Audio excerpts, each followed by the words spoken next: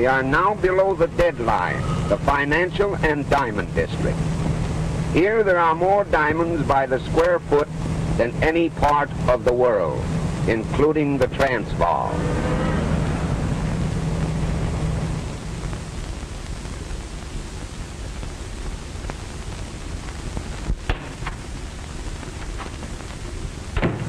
Good afternoon, Captain. How are you, Peter? Oh, hello, Captain Simon. Hello, Molly. Mr. Abrams is expecting you.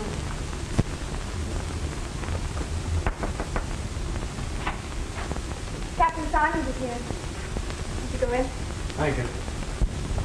How are you, Mr. Abrams? Oh, good afternoon, Captain. Sit down. Thanks. Have a cigar? Oh, thank you. What's on your mind? These diamonds. These and a lot more to come. And, oh, pardon. This is Mr. Everly, Captain Simons. Mr. Everly? I'm glad to know you, Captain. Mr. Everly and I are negotiating a very large consignment of diamonds, and we thought that you should be warned about it. A wise precaution. Are you collecting the consignment here? Yes, they're for my firm in Chicago. But they're not to be shipped for nearly a week. Well, don't worry. We've got a pretty good line on all the boys in town, and not one of them would dare to shove his nose below the deadline. I'll just tell my men to keep their eyes peeled, and if they do see anybody below the deadline that looks suspicious at all, to bring them in for questioning. Oh, by the way, where is your deadline now, Captain? Still Canal Street? Yes, and if any of them come south of that line, it'll be just too bad. Well, so long. Bye-bye.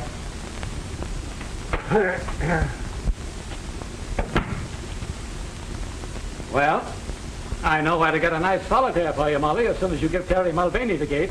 You'll be too old by that time, Captain Simons. Oh, you're never too old.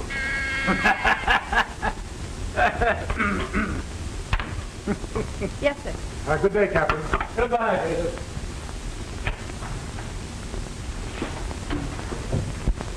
Oh, Miss Fitzgerald, would you mind working an hour or two later tonight? Certainly not, Mr. Abrams. Then as soon as you're through, bring in your notebook.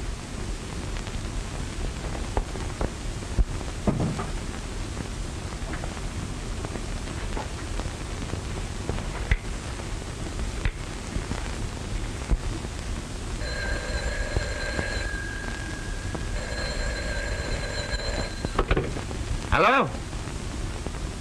Hello, Molly, my darling. Terry, dear, I have to work late tonight, so don't wait for me. I'll have supper downtown. You can meet me near the subway entrance around 9. Sure, darling, I'll be there with me buttons all shine. Right.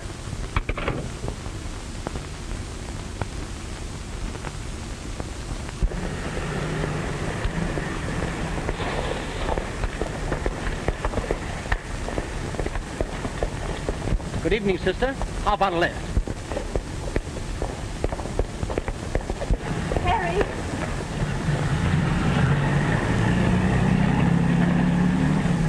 What's the matter, darling? Oh, just a would-be Casanova. And what's that? Oh, a fellow that thinks that offering a girl a lift is a driver's license. Is that so? I'll take care of him. Oh, don't you worry about a little thing like that. Do you think I'd exchange your homely face for anything in the world? No, wait a minute. What was that crack? It goes for me, too, darling.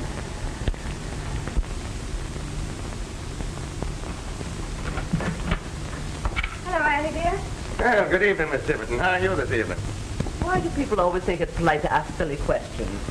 Well, look who's here. Have you had your supper? Yes, thank you. Glass of milk and a sandwich, I suppose, standing up at some lunch counter.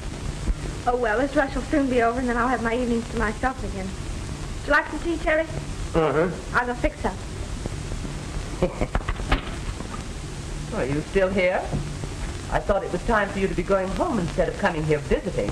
Well, I suppose it is a little late for elderly people, but Molly and me won't mind if you want to go to bed. If you expect me to resent that, you're wrong. Why on earth don't you sit down? You've been on your feet all day, haven't you? I tell you, that I have. The poor dogs. Every time I make them walk, they get sore. And when are you going to get this advancement you're after?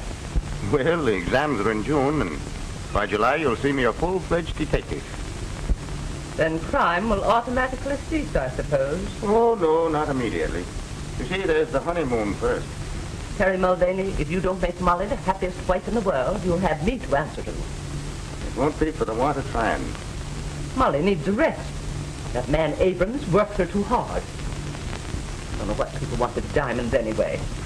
Useless things. And yet if they can't buy them, they steal them. Oh, no, not much chance these days. Rot. Half the crimes in the world are never solved. Well, here, let me hold it for you. Well, at last I found a use for a policeman. Oh, I don't know. Molly found one. Did you ever try it? Are you two still bickering?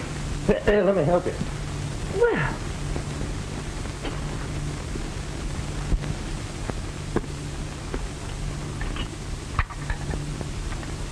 What are you sewing on now, darling, if I'm permitted to ask? Pillow slip, Mr. Mulvaney, for that red head of yours. you'd think you two were married already. When I was a girl, no young lady would have said such a thing. Did you faint too, or was it swoon? I think you'd better confine yourself to questions of more importance. You got your book, Terry? Oh, yes, sure.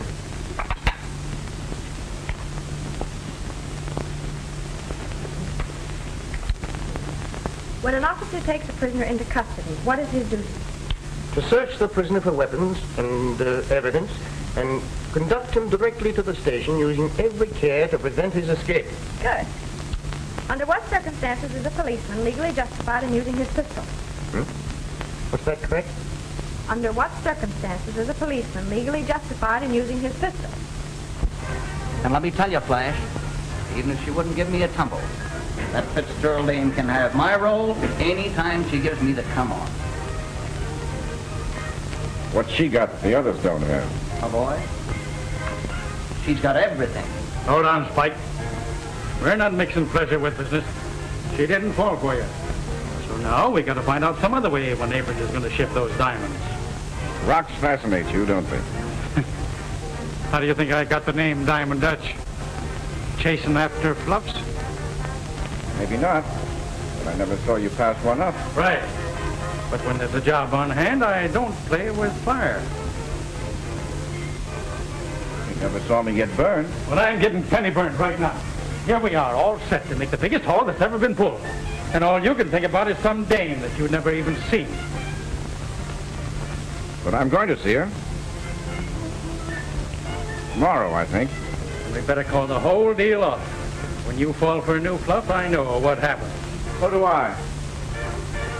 But I can also defer the pleasure to an appropriate time. Don't worry, Dutch.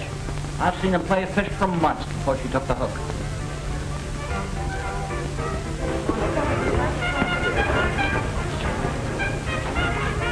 All right.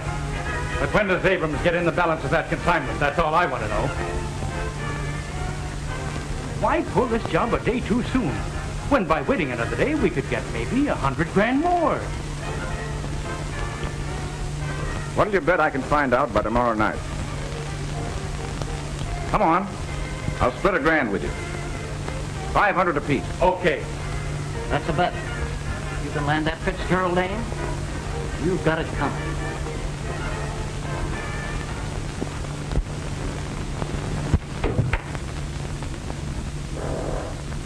Mr. Ackroyd?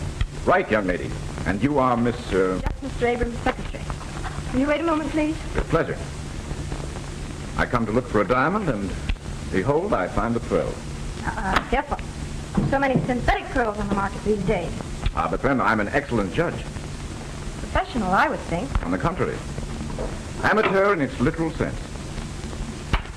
Mr. Abrams, Mr. Ackroyd to see you. Will you go in, please?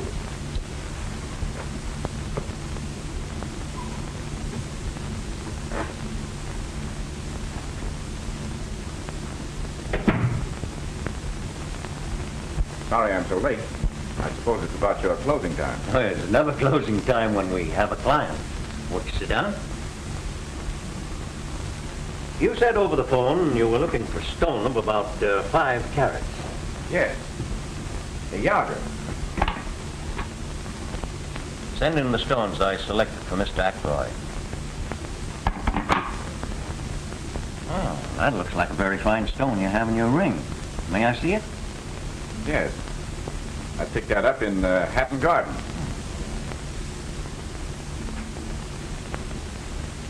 Fine. You know diamonds. It's perfect. Can you match it? Well, you can judge for yourself.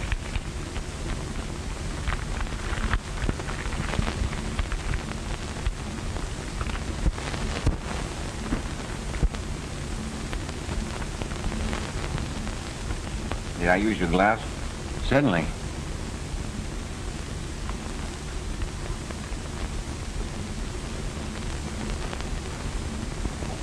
Aren't you going home, Molly? Doesn't look like it, does it? I had a date, too. Woman proposes, but business disposes. Well, I'll be glad to get home and dispose of that corned beef and cabbage that's waiting for me.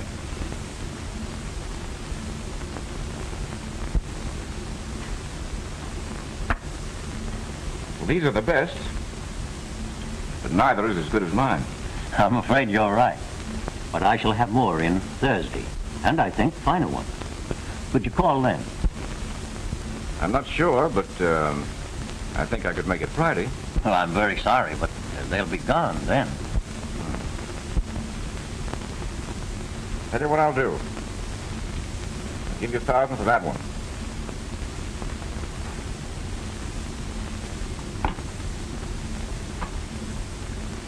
Miss Fitzgerald, make out a receipt for Mr. Ackroyd for $1,000.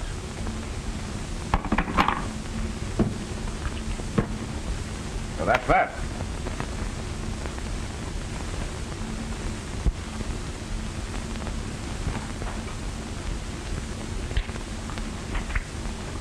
Here's your receipt, Mr. Ackroyd. Thank you. I'm sorry to have been the cause of keeping you so late, but perhaps I can drive you home. Well, I am rather late. Then why don't you let Mr. Ackroyd take you home? All right. Good night. Good night. Good night.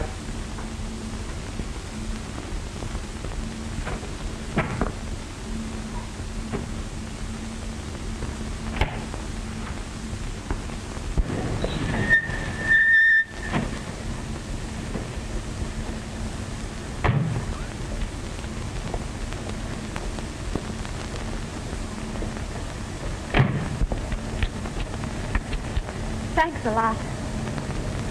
You see, I'm not so bad. Wouldn't you take me on approval for a while? Someone else? There's the proof. Hello, Terry. This is Mr. Ackroyd, Officer Mulvaney. Glad to know you indeed. And so you're the reason she was so anxious to get home. Meaning what? Well, you see, Mr. Abrams and I kept her a little late, and I offered to make amends. Oh, so you're a friend of Mr. Abrams. Well, that's different. Well, I'm afraid I don't follow. Terry thought you were another smart aleck, like the one that tried to pick me up the other night. Well, I might be sorely tempted, but I don't think I'd try. I seem to be a better judge of character than you are. Well, good night, Mr. Mulvaney. Good night, Mrs. Gerald. Thanks again, Mr. Ackroyd. Don't mention it.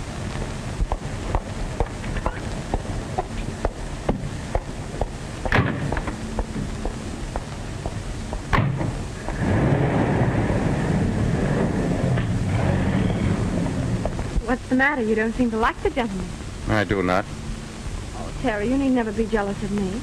As a matter of fact, I only accepted his offer so that I wouldn't keep you waiting. Well, who is he?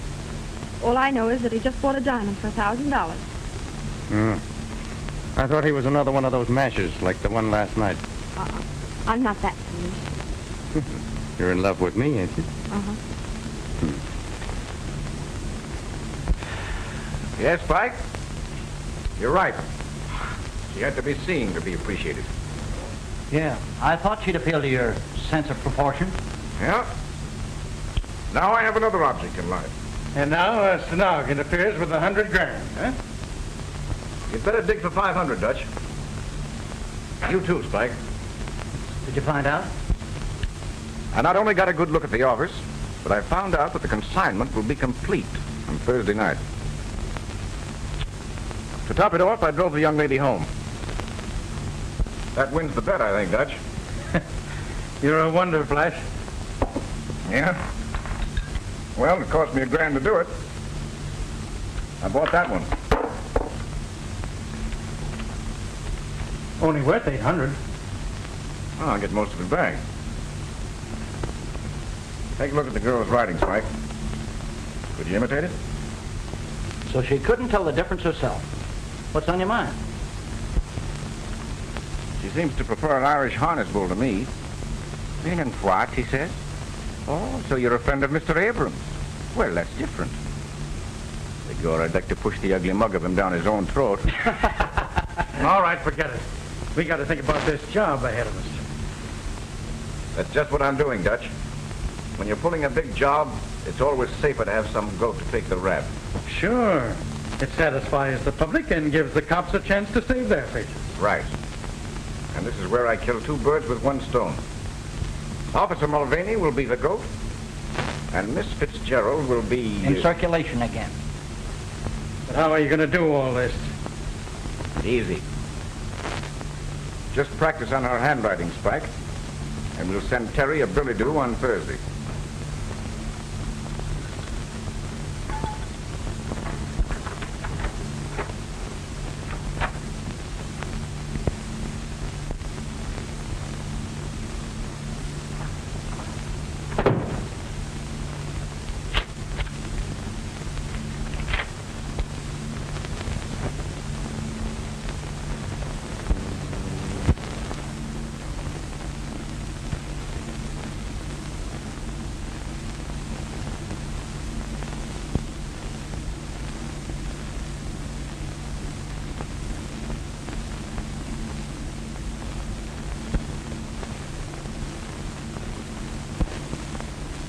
Sure glad I'm not on duty down here every night. It's too quiet. Yeah, I'd rather be uptown myself. Hello, boys. Well, no pinch tonight, Palmer? Oh, I think the captain's crazy. There's no one below the deadline tonight.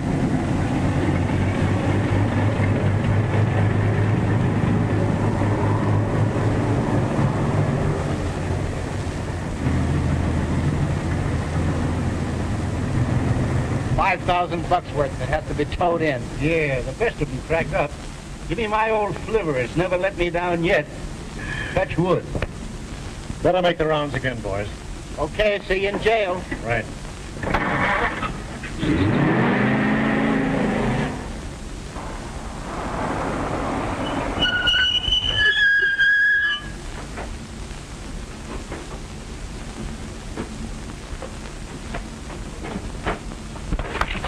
Okay, Flash.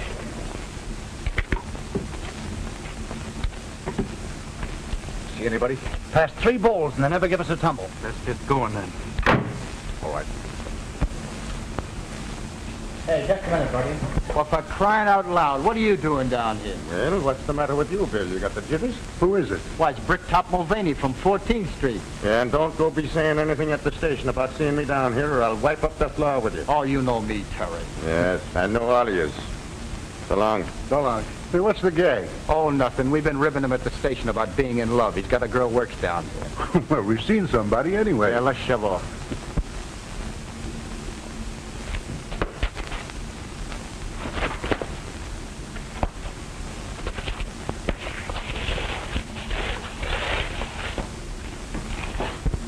Number 47, Fishfield necklace. Check. Number 3. Miss Fitzgerald, call the express company now. Number 54, a tray of 15 brooches. Check. Number 4. The line seems to be dead. What? Stick 'em up, all of you.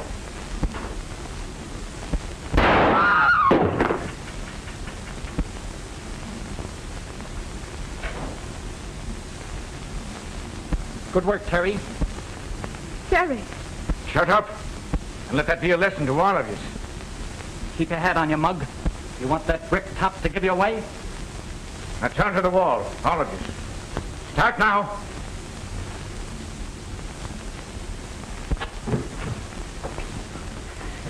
Move over. Keep 'em up.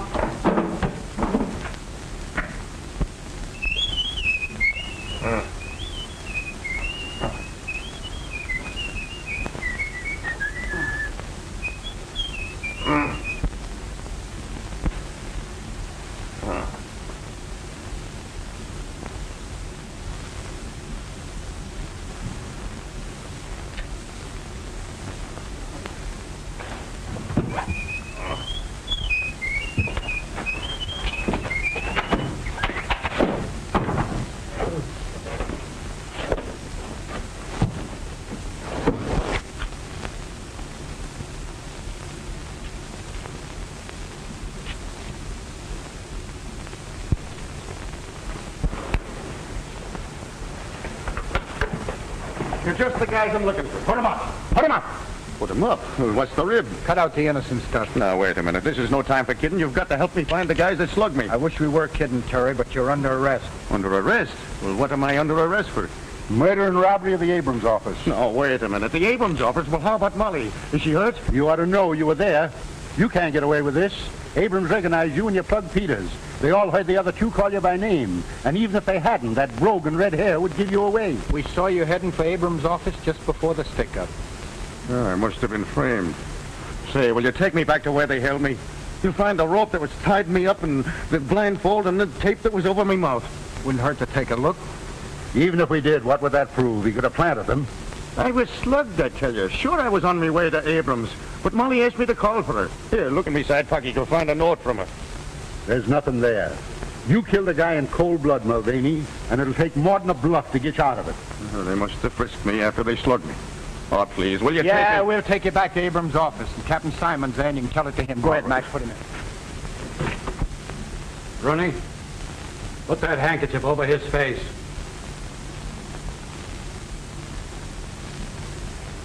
Now, we've got you, Mulvaney. You might just as well confess. But it couldn't be Terry. Well, naturally, you wouldn't admit it. But I don't think it'll be very difficult to prove that you were his accomplice. Now, you leave her out of this. Mr. Abrams, is that the man who led the hold-up men? It is. Without a doubt, it is. I've seen Mulvaney many times. I couldn't be mistaken. Mr. Abrams, are you sure that he is the man that shot Peters? Yes, I'm sure he is. I was slugged, I tell you. All right, Bill. Take him away and lock him up. Oh, Terry. Terry. It isn't true, darling. I was framed. I'm going to prove it. He's just putting on an act. Take him away. I have a few more questions that I want to ask you. Don't let them bully you, Molly, and don't you worry about me.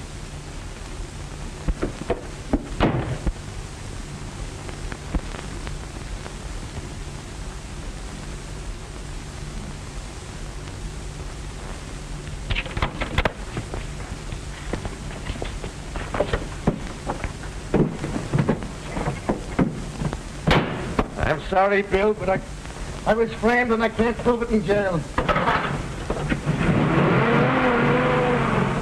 Yeah, 26532.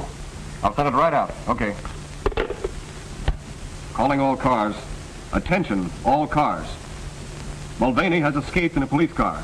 License number 26532. He drove north on Avenue A. Block all roads and bridges leading from the city. He's handcuffed but armed.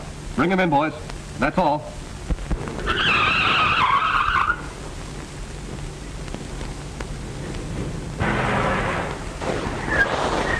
Yes, sir. What can I do for you? There's nothing to be scared of, buddy. You do what I tell you. I want you to cut these handcuffs off me. Yeah, but what'll they do to me for helping a prisoner escape? You're helping an innocent man, and you'll be glad of it one day. Come on, hurry up.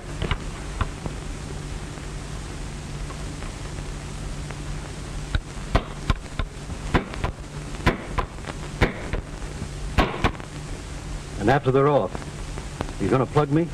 I'll make a bargain with you. I won't harm a hair on your head if you keep still about this.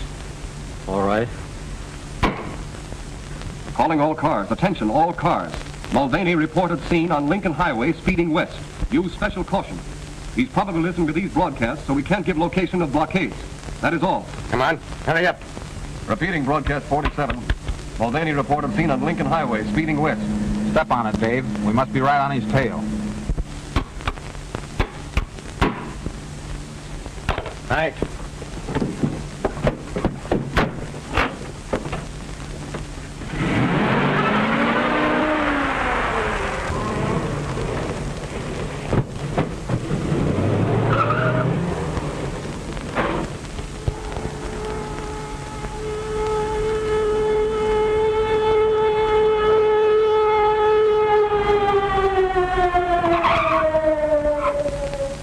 He just left. Mulvaney just left.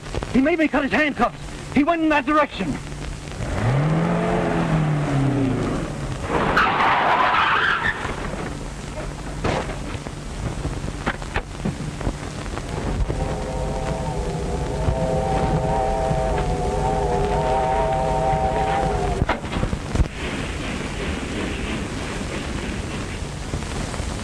look at your timetable. You belong in these parts? Road is business. What's the next stop? Don't you know what train you're on? Oh, sure. The Tipsy train. No. You gotta go back to Hopewell Junction to get that.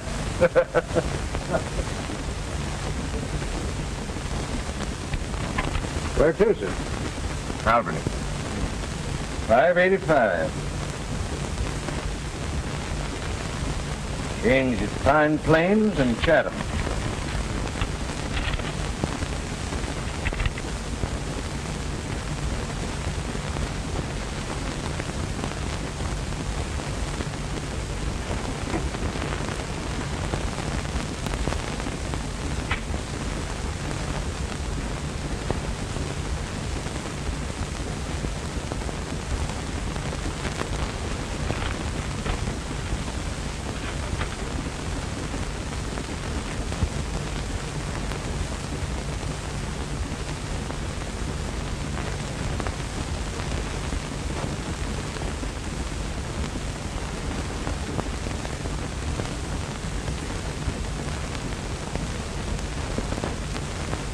Got this police-wired billings. The man in Section 9 answers the description exactly. Take a walk through, but don't let him see you look at him. And if you think he's the guy, we'll stop and send a wire ahead to the sheriff at Pine Plains. Right.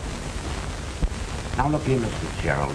I'm not as interested in the capture of Mulvaney as our friend the detective is. But I'm an investigator for the insurance company, and my job is to get the diamonds back.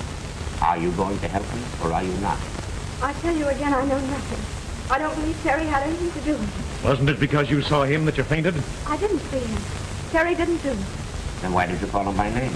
I didn't. One of the men called the murderer Terry. I repeated the name in amazement. Never thought it was Terry Mulvaney. Yet you admit you tipped him off. I only told him I wouldn't have to work late after the diamonds were shipped Thursday. Same thing. Are you in the habit of fainting? No. But you did faint at the most convenient time, didn't you? Hello? Yes, right in. Thanks. Hello? This is Stenton calling by request, Bill. Hi, diddle diddle, the captain of the fiddle. What's that? You got him? That's great, okay. Oh, you don't know anything, huh? Then let me tell you something. Mulvaney's been caught and he's confessed and he said that you were in on it. I don't believe it. You game's up, girlie. You'd better cut out the bluffing. You're doing the bluffing. If Terry had been caught, don't you think you would have been overjoyed? Instead, you sat there watching my reaction. You'd better learn to act. Sorry I can't say the same thing to you. But I'm very glad to know just how clever you are. Ah, they both think they're clever. Mulvaney has as much chance of getting away as the well-known dog with rubber legs has. How's this? Feel certain passenger on number 19 is Mulvaney, wanted for murder. Meet train at Pine Plains. I hope there's a reward out for him. Maybe there is. You stop at Clinton and shoot this ahead.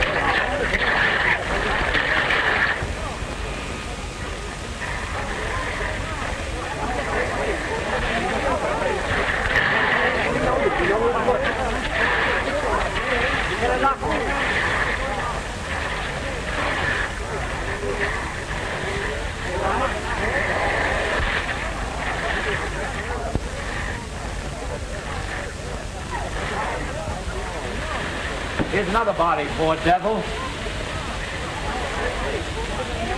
Look at his face. Or what was his face? Hey, John, we found the body of the conductor and the brakeman.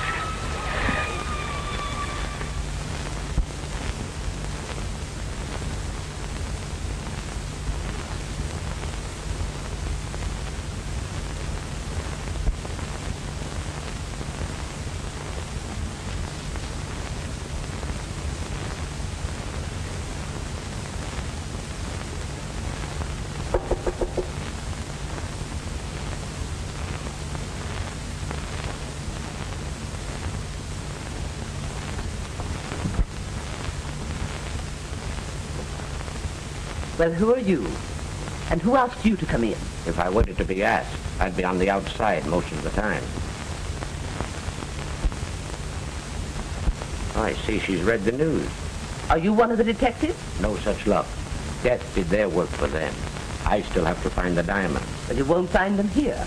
And I hope you'll have the decency to respect the poor girl's grief. I have the decency, ma'am, but I haven't got the time. Perhaps she'll talk now, more than she did last night.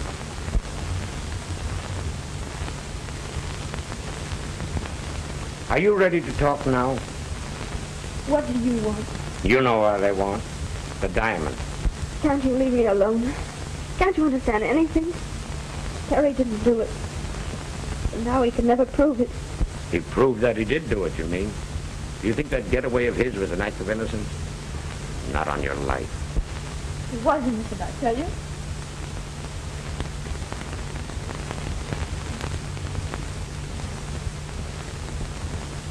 You expect to find the diamonds behind the pictures or under the carpet?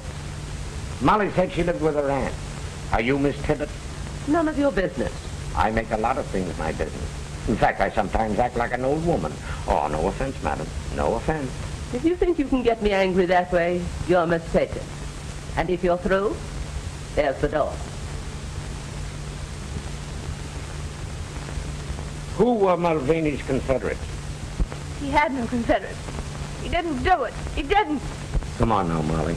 Terry's dead. See those guys that let him down and get all the gravy, do you? I don't know what you mean. You know what I mean. Those fellas that framed him. That's why they called him by his name. You don't want to see them split Jack while Terry in cold. Stop it. Don't you think I've suffered enough? Yes, he did. You who killed him. You with your false accusation.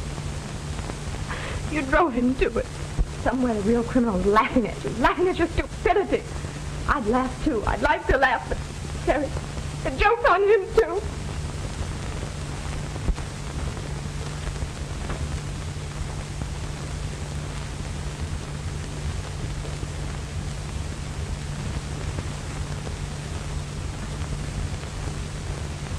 You think he can pull through? Oh, he'll be all right. I'll probably have to do a little plastic surgery on his face. Then you'll be in your element. Well, it's always interesting to try to improve upon nature. Wonder who the beggar is. There's no identification on him. Well, we'll find out soon. He'll recover consciousness now that I've removed the pressure.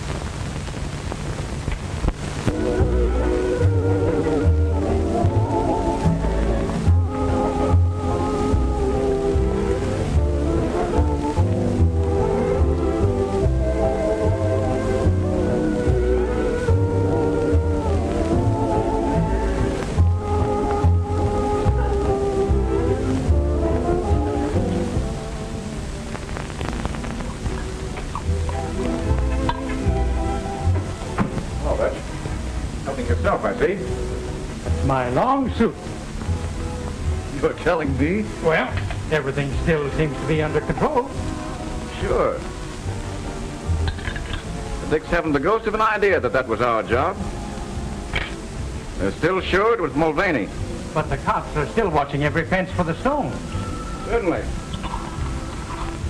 Why not? Every time there's a job full, the guys make the same mistake.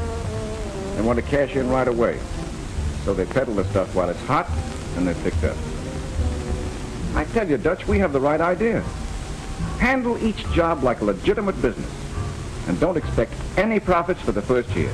And that's why we're still in business.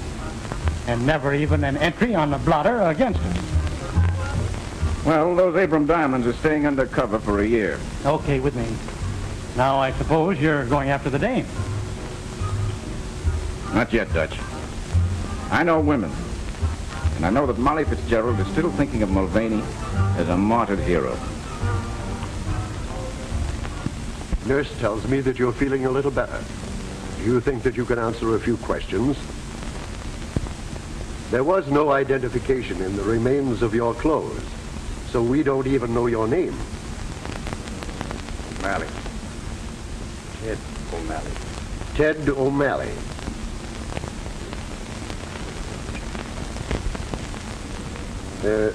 Have you any relatives or friends that we can notify? By the way, what kind of a nose did you have? I mean, I shall have to build up your nose from practically nothing. Couldn't you get me a photo to go by? I'm afraid he's a little too weak yet, Doctor. Oh, well, I'll give him a classical one.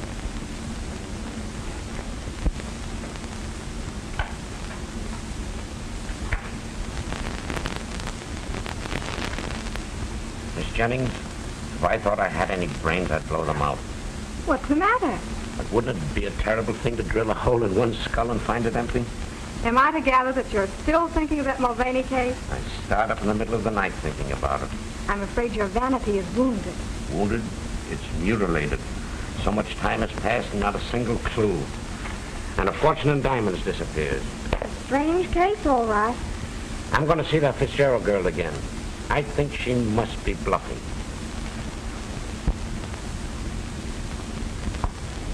Where's your winter coat? Oh, I sold it. I won't need it. Well, this is your business, Molly.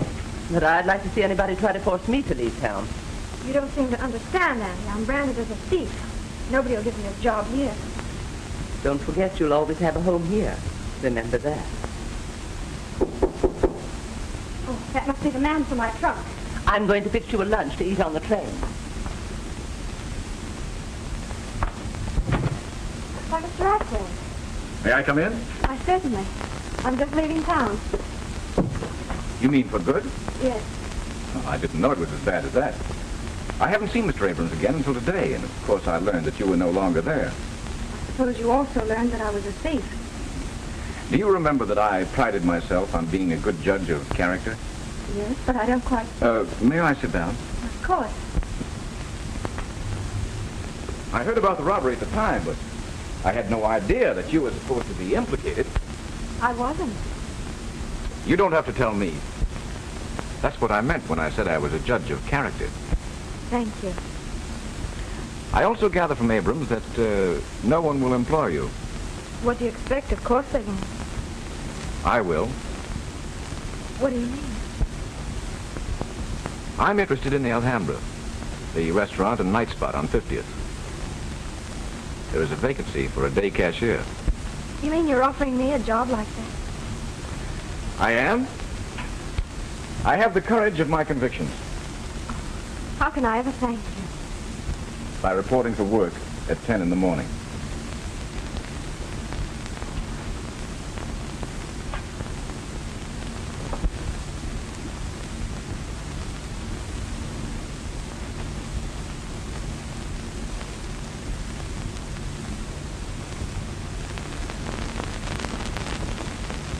Yes, we can leave the bandages off now.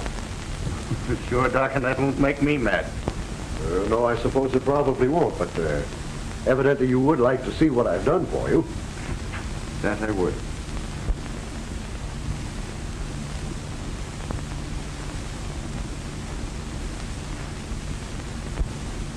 Well, O'Malley, how have I done?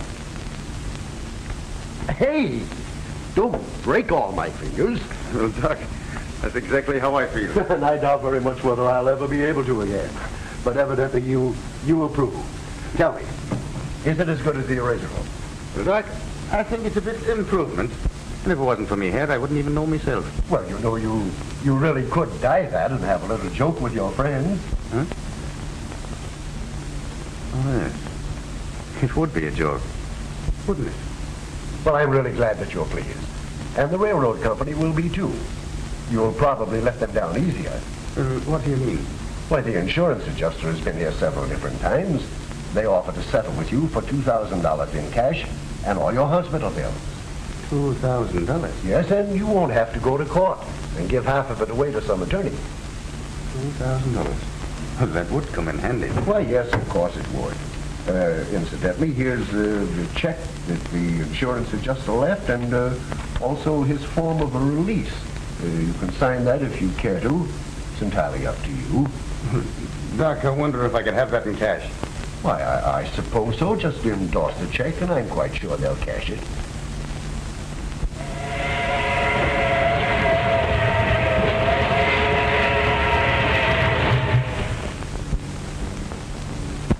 Come in. Thank you, sir. Won't you sit down? You're the investigator employed by the insurance company on the Abrams robbery. Correct. Well, sir, I'd like to right her wrong. Commendable ambition, but I don't see the point. Well, Mr. Pearson, it's only a hunch, but a faith in human nature. Would you mind telling me who you are and what you are? Well, I'm just a dumb plug. I'm training over here at Archie Nolan's, and I come from Colorado. And I had a brother here on the force, and he got into a bit of trouble. We were pals from the time we were kids, and I'm sure that he'd never do anyone any harm. Mr. Pearson, that man was Terry Mulvaney. Mulvaney? Yes, Terry Mulvaney. Now, I have a bit of money, and I'd like to use it to clear his name. Have you seen the police? No. The cops are only looking for convictions. He was wanted for murder. His death closed the case. Now, you have no axe to grind or politics to play. That's right. I'm a private individual, responsible only to myself and the insurance company. And your object is to recover the stolen property. Right again. You may be a pug, but you're by no means dumb. Now, your brother told a queer story to the police. But if his story was true, who framed him? And what reason could they have? That I don't know, but it gave you and the cops a wrong steer, didn't it? Oh, thank you, sir. By the way, you happen to know where I can find his gal? I don't know her address, but her name is Fitzgerald. Just a minute. I'll look it up for you.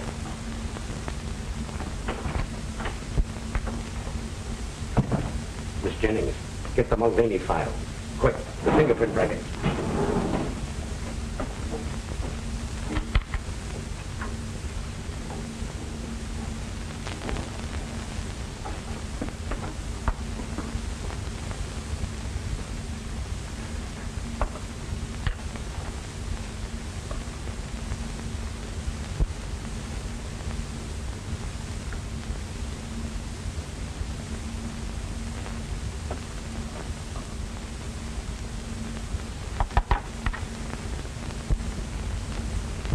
Identical.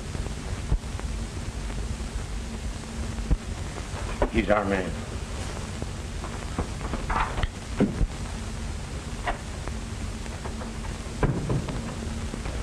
As long as you know the town, I'll show you over to Miss Fitzgerald. Oh, well, that's all right.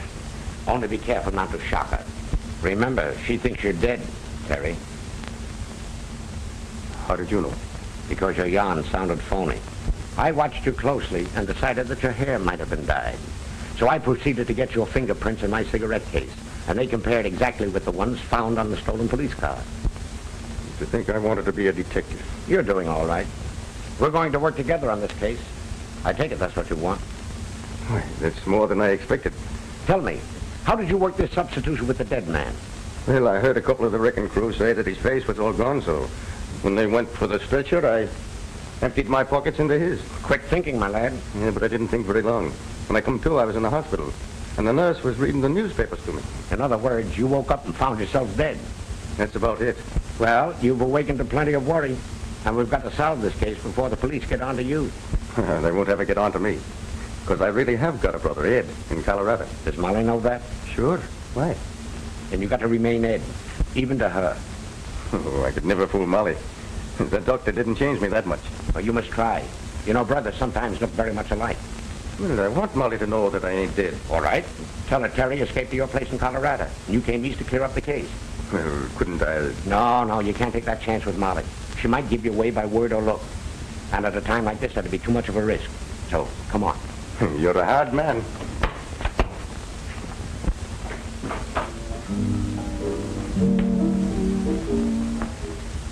We saw Pearson outside talking to a guy. Pearson? Oh, the insurance company sleuth. Forget him. What'd you find out? Well, we can get rid of a few grand's worth. It's safe enough now. You don't think Pearson means anything? Not a thing. He used to park on Molly's trail, but he's given that up. And I still claim you shouldn't have given that dame a job here. Why? Well, Fluffs have brought down bigger guys than you, Fred. Oh, forget it. Pour yourself a drink.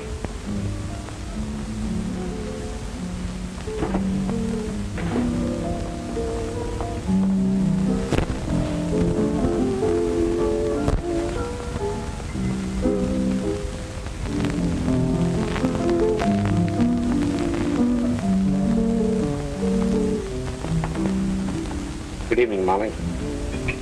Why are you so happy? Now that I've got a job again, can't you leave me alone? Please don't get me fired. Oh, don't worry about that. I just wanted you to meet a friend of mine. This gentleman here has convinced me that Mulvaney was innocent.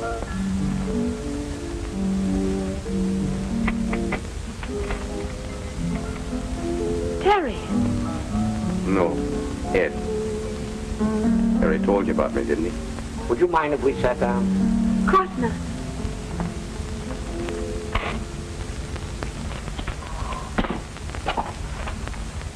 Yes, Terry did tell me about you, but you might be his twin. Now, is that nice?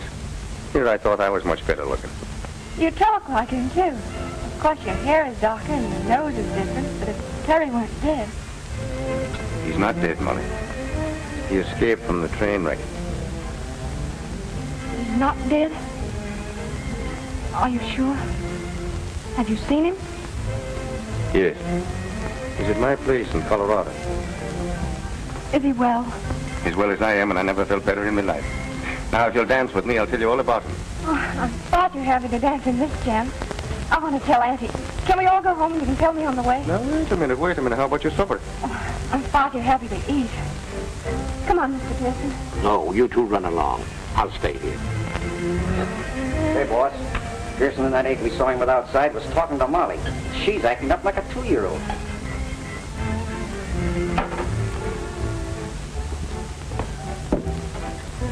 Now, don't you get scared the next time you see me. Good night, Ed. And you be careful. Careful of what? Oh, you know, a nice young fellow and a pretty girl and a romantic moon. Must I tell you the rest of that? Come on, Mr. Mulvaney.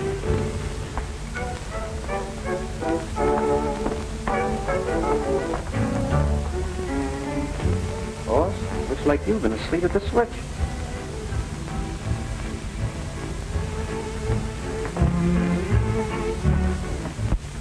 If it hadn't been for Mr. Ackroyd's kindness, I'd still be out of work. Isn't that right? That's right. Now, look. If it's some money that you're needing, Oh, no, I couldn't think of it. I'm doing nicely now. Young man, your heart's in the right place, but I can't say the same for your brain. I've married. Now, wait a minute. Maybe Miss Tibbet is right. I'm always right. I objected to your brother as a policeman, but no young man in his senses would ever take up prize fighting as a profession. Look now. How about Gene Tunney? He seems to have done all right for himself. As soon as he got any sense, he quit. Just the same, I want you to know that you brought more happiness into this house than's been here for many a day. I like you. Thanks. You know, that goes for the both of us, and if I wasn't in love already, I'd be asking you to marry me. Oh, go along with you. You're just another Terry yourself. Good night, and God bless you.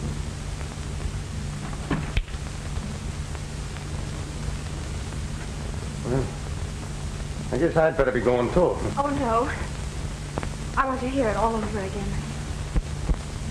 Again? Oh, my dear child, I told you in the taxi, and I told you in the park, and I'm just after telling your Aunt Mary here. I know, you're a darling. I didn't mean to say that. Well, what's wrong with calling me a darling? I don't know, something just came over me. I suppose it's because I'm so grateful to you, Mr. Mulvaney. I thought you promised to call me Ed. What's the matter? I don't know. I seem to have known you forever. It's just the way I want you to feel. You don't understand. Please go.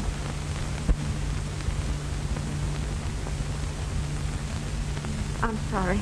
Will you forgive me? For what? I was going anyway. I suppose you think I'm crazy. I feel crazy. After all these months of anxiety, you suddenly appear and sweep it all away. I want you to know how happy you've made me. And how grateful I am to you.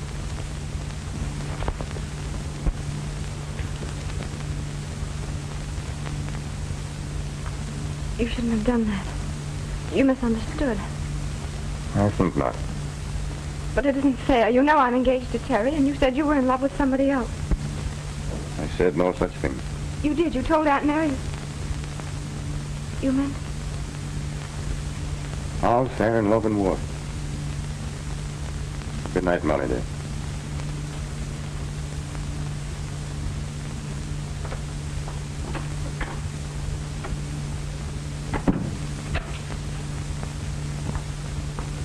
gun. Oh, Aunt Mary, what'll I do? What's the matter, Molly? Oh, I know it's terrible, but his voice, his mannerisms. I felt sure it... Sure of what? He was Terry. Don't be crazy. They're almost dead ringers, it's true. But Terry wouldn't dare show his face around here. There.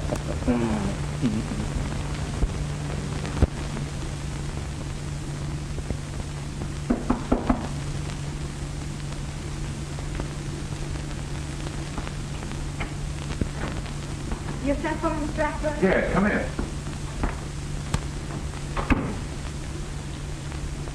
Sit down, Molly. Want to have a talk with you. Cigarette? No, thank you. You have a good time last night? Yes, I heard some splendid news. Why do you ask? Well, I happened to see you go out with, Mr. Mulvaney? Mulvaney. Yes, he's a pugilist. Oh, a fighter, eh? Well, I never heard of him. He's Terry's brother from Colorado. He's training with Artie Nolan now. So if it isn't one Mulvaney, it's another. Why do you say that? Look, I've been pretty nice to you, haven't I? I've left you alone and never bothered you. Waiting until you got that crook Mulvaney out of your mind. Now, don't interrupt. I'll do the talking.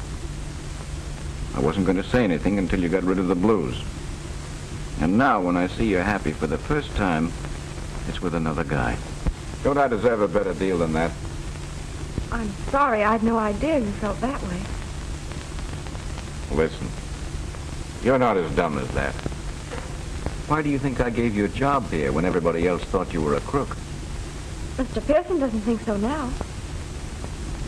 Listen, Molly. The cops have been on this case for months now, and there aren't any clues. If you think that he'll ever be proved innocent, you've got another think coming. Even if he were, what's the matter with me? Don't you think I'm a better catch than an Irish harness bull with a brogue as thick as a shillelagh? Now, me darling, it's time you got wise to yourself and started being nice to the fine gentleman that's been nice to you. Wait a minute. Sorry, Flash. Well, I shall appeal to your reason at a more convenient time.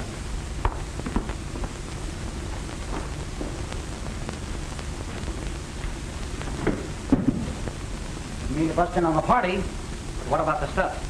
Dutcher's got a deal to unload the whole lot, and the guy's waiting. I think we'd better wait. Molly was just telling me that Pearson is off the Mulvaney angle. What do you mean, off the Mulvaney angle? That's what I want to find out.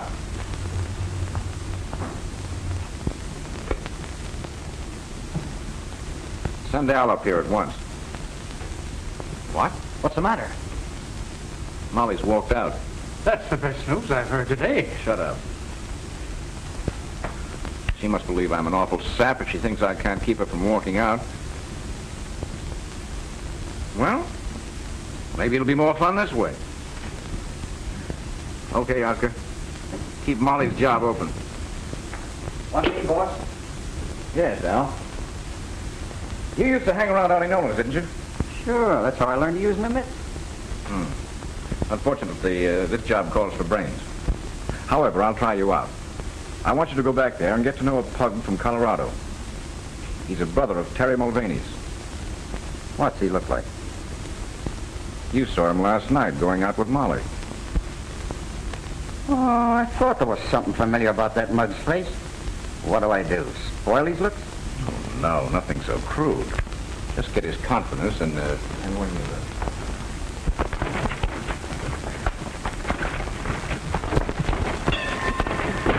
All right, Ed, you're shaping up fine. Now, let's call it a day. Thanks, Artie. Say, I haven't seen you around here much before, have I? No, I'm a chauffeur now. Can't get around like I used to. But I like to work out with you whenever I can. Well, that goes double. Let's make it often, huh? Okay. Well, I have to be on my way as soon as I hit the showers. How do you feel? Sure, and I'm feeling fine. There's nothing like a good workout in the shower. Yeah, I'm going to get with you again. Or maybe some night when we have the car, we'll go places. Well, I'm not much for that night stuff.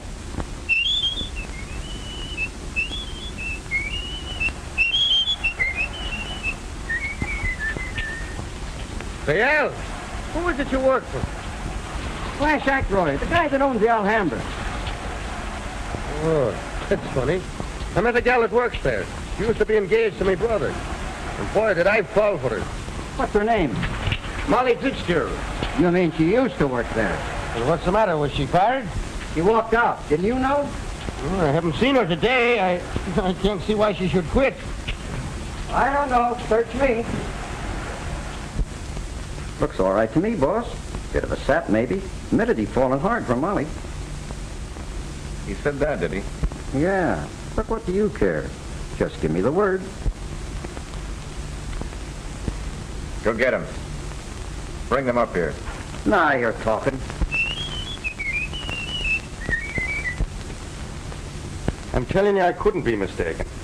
No two men could ever whistle exactly like that. Funny, though, that he should be working as a chauffeur. Maybe not as funny as you think.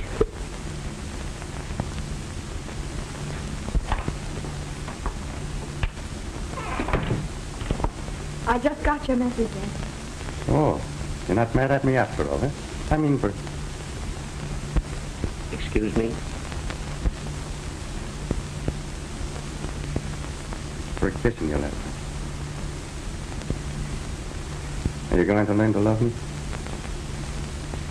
That's not fair to me or to Terry. I told you before that all's fair in love and war. Repeating it doesn't make it so. Molly, sit down. I want to talk to you. You know, from the first minute I walked into that place last night and laid eyes on you, the heart within me stopped. And then it started to pound like a trip hammer. And that sounds something like love, doesn't it? Not necessarily. It could be indigestion. Once a snooper, always a snooper. That's what I'm being paid for. Why did you walk out on Ackroyd? He said that he had an ulterior motive in giving me a job. How did you come to meet him in the first place? He came to buy a diamond from Abrams. That checks. With what? Theory, young man. How long before the robbery was that? Oh, just a few days. Then if he bought a diamond, he got a receipt. Yes, I made it out myself. Better than I expected. Then that would give them a copy of your handwriting. Remember the note from you that Terry told the police about? Yes. Well, that would put Terry just where they wanted him. One of them might have had red hair, or he could have worn a red wig. And if he was able to imitate Terry's brogue... Oh! What's the matter? Ackroyd. Ackroyd gave me a perfect imitation of it. And that checks. Somehow I think we're getting places. Do you really think so? Yes, I do. And you needn't worry about a job anymore. I can get you back with Abrams anytime you want. But you'll soon have Terry back, and then you'll be getting married. Yeah, wait a minute. What's that crack? Do you think Molly would take a cop when she has a chance to get an up-and-coming pugilist like myself?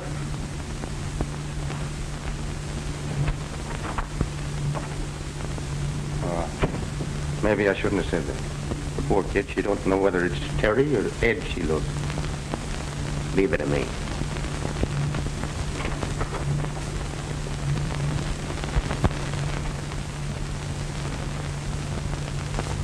What's the matter, Miss Fitzgerald? Mr. Pearson, you really believe Terry's innocent, don't you? Why, certainly. Why do you ask? Because I don't know whether I should tell even you, but that's Terry. What are you talking about? That's Terry Mulvaney, not his brother Ed. I wondered why I was so attracted to him. I thought it was his voice, but his eyes are the same, too. Go on. It was when he cupped his hand to his ear and said, "What's that crack?" Then I knew for certain. I tell you, Terry's come back from where I don't know, but I'm afraid. There's nothing to be afraid of. Terry didn't come back from the dead. He came back from the hospital. I've known it all along. Then I've been the goat. I'm going to give him a piece of my mind. Oh, just a moment. It was all my fault. I insisted. I was afraid that, try as you might, you would give him away. He had no right to make love to me. Well, who had a better right? Nevertheless, you wait. Don't you tell him.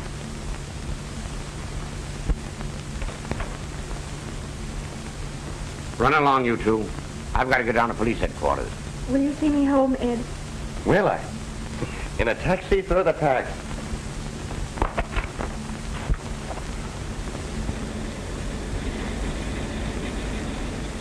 Ed, there's something I must tell you, and it may relieve your mind.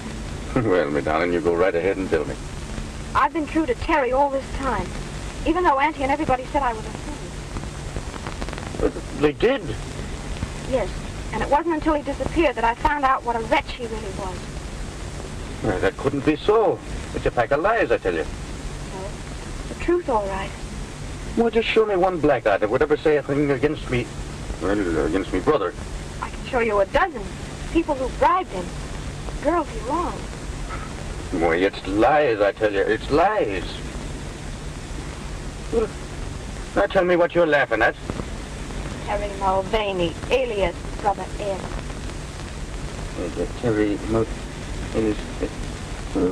Nah, Terry. You're lying to me. Oh, Molly, my darling.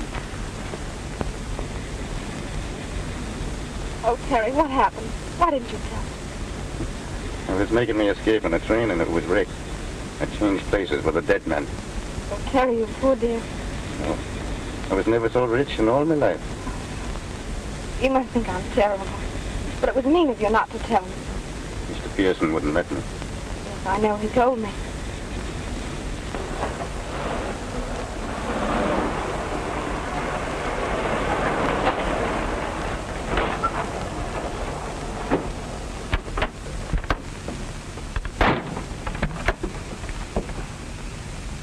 Hey, now, wait a minute. This ain't the place I told you to go. Right, but it's the place you're going. Well, what's the racket? No racket at all. A guy just wants to talk to you. Come on, both of you.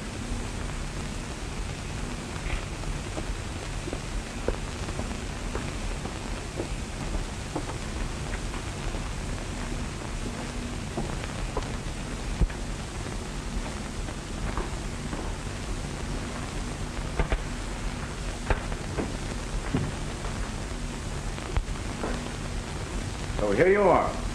Well, what do you want? Just this. I don't stand for anybody muscling in on my territory. Meaning Miss Fitzgerald? You guessed it, Mulvaney. You flatter yourself, don't you? My advice to you is to get out of town tonight. Because if you're here in the morning, you'll be in the morgue, see? As for you, Miss Fitzgerald, you'd better come back to work. If you don't, there'll be a shortage discovered in your accounts. And that, after being mixed up in a diamond robbery, would be just too bad. Just a minute. Throw him out. If he gets noisy, well, you know what to do. But, boss, this guy isn't Ed Mulvaney. What do you mean? I heard him in the cab saying that he had changed places with a dead man. His real name is Terry Mulvaney. That it is. What about it? You're wanted for murder. What are you doing back in town? Looking for the guy that framed me. Still sticking to that story.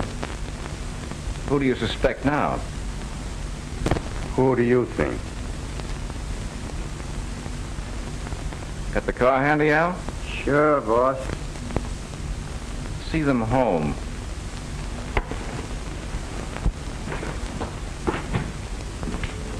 That guy knows more than he was telling.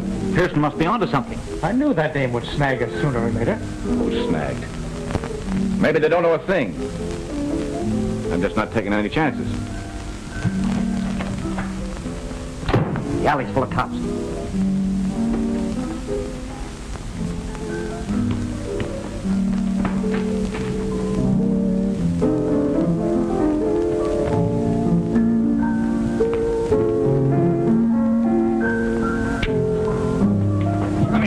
Wait a minute, what's the idea?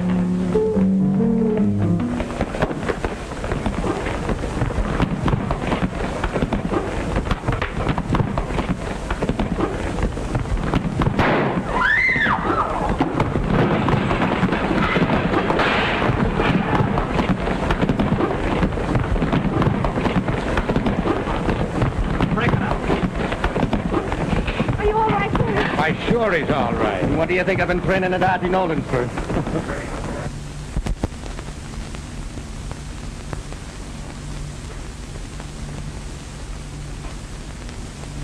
Everything checks.